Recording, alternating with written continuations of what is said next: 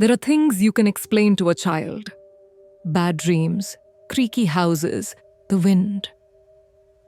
But when your child wakes you at 4 a.m., trembling, tears streaming down their face, when they tell you something has ripped the blanket off them and thrown it across the room, what do you say?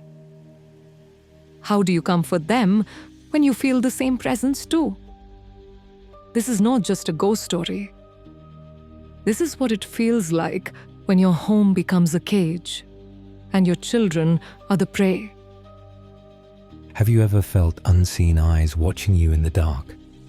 Welcome to Nightfall Crypt, where shadows whisper, the unknown lingers, and every story is waiting for you to listen, if you dare. We had just moved in. The house looked fine. Nothing obviously wrong with it. Quiet street, spacious rooms, a decent backyard. But almost immediately, I felt it. A heaviness in the air, like the house was holding its breath. I brushed it off. After all, I was a mom of 2 boys, 4 and 9. And stress can play tricks on your senses. But the feeling never left. In fact, it grew worse the deeper we settled in. At exactly 4 a.m. one morning, my 9-year-old son shook me awake. He didn't say anything at first. Just stood there, crying, shaking, pale. It took me 10 minutes to get him to talk.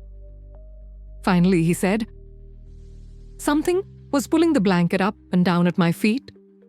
Then it ripped off me and flew across the room." I pulled him into bed with me. But that was only the beginning. The spirit made itself known every single day. My kids heard him, saw him, felt him. He pushed my 4-year-old off the top bunk. He whispered in their ears at night. He flushed the toilet when they were using it. My youngest cried one night and said, "I don't want to share my bed with anyone." I told him no one else was there. But he pointed and said, "There's a man right there." I started closing their bedroom door during the day and blasting music. I couldn't bear to hear the creaks and dragging noises, the things being moved when no one else was home. One afternoon, with the kids at school and the music on, I stepped outside for a couple minutes. When I returned, the house was silent. The music was off. The bedroom door was wide open. I was alone. Or supposed to be. My 4-year-old screamed from the bathroom one afternoon. I ran in to find him crouched in the shower, crying, eyes fixed on something above him. But there was nothing there, or nothing I could see. One day, I caught the bedroom curtains being pulled open and closed from outside the room. I rushed in, expecting to see one of my boys. But my son was across the room, watching cartoons. His eyes were wide. "I didn't do it," he whispered. I came home one night after grocery shopping. No one was supposed to be home. My ex had taken the kids out. But from the street, I saw a bright strobe-like light flashing in the living room. When I opened the door, everything was pitch black.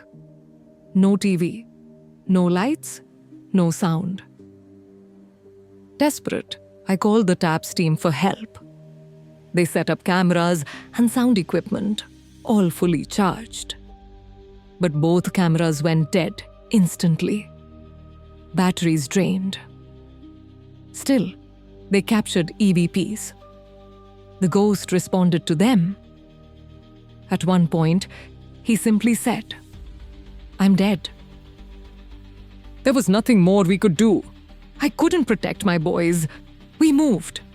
He didn't follow us, thank God. But the fear he left behind, the way my kids still keep the bathroom door open when they go, those scars haven't healed. They say children are more sensitive to spirits, more open. But what if that openness is an invitation? What if the reason my kids were targeted was because they could see him when no one else could? And what if, just maybe, he's still in that house, waiting for the next child to move in? And so, the shadows stretch further, and the mystery only deepens. But this is far from the end. It's merely the beginning. What lingers beyond the door? Who is whispering your name? And what is that shifting in the corner of your eye? The answers await in the next chapter of these chilling tales.